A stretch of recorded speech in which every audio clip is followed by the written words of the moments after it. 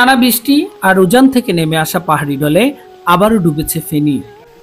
24-এর ক্ষত শুকাতে না শুকাতেই 25-এর বন্যায় সর্বস্ব হারাচ্ছে এই অঞ্চলের মানুষেরা। এটি কোনো যুদ্ধবিধ্বস্তের ধ্বংসস্তূপ নয়।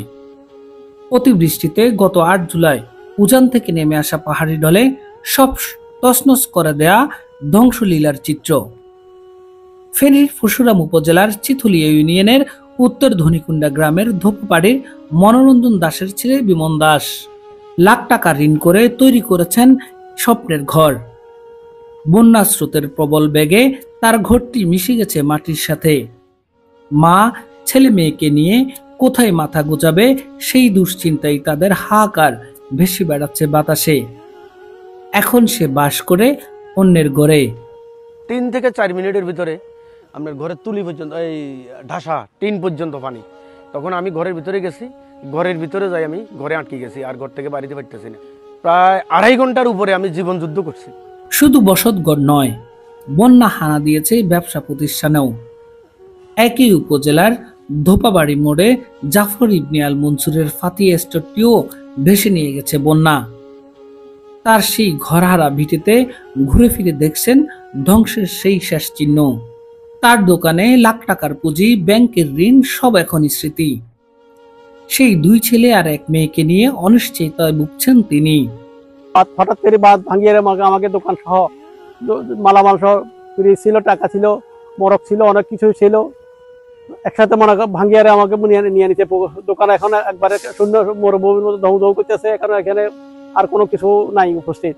আমি এই যে দোকানদারি কর্ম, এখন ওই ক্যাপাসিটি আমার কাছে আর নাই। এখন তাদের মতো করে বন্যা কেটে নিল আরো 100টির বেশি ঘরবাড়ি। তারা শেষ সম্বলটুকু হারিয়ে এখন ঘুরছেন অন্যের দ্বারে দ্বারে। তাদের ছেলে মেয়ে সংসার নিয়ে পড়েছেন বিপাকে। সরকারি সহায়তা পেলে হয়তো ঘুরে দাঁড়াতে পারে এমন প্রত্যাশা তাদের।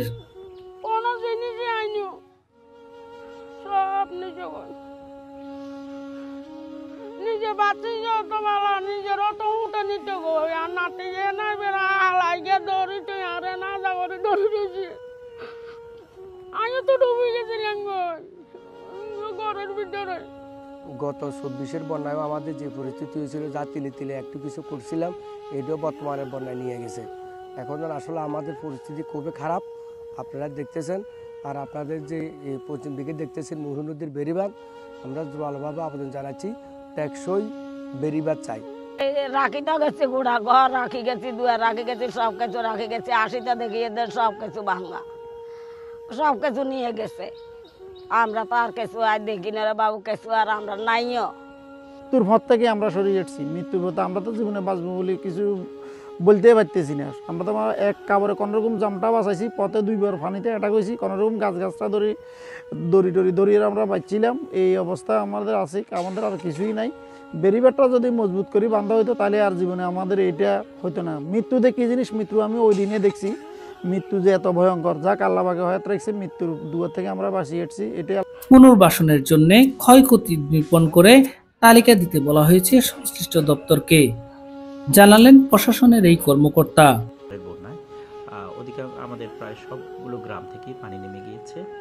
আমাদের ক্ষয়ক্ষতির হিসাব বিভিন্ন দপ্তরের সাথে আমরা কাজ করছি। তাদেরকে আমাদের প্রয়োজনীয় দিক নির্দেশনা দেওয়া আছে।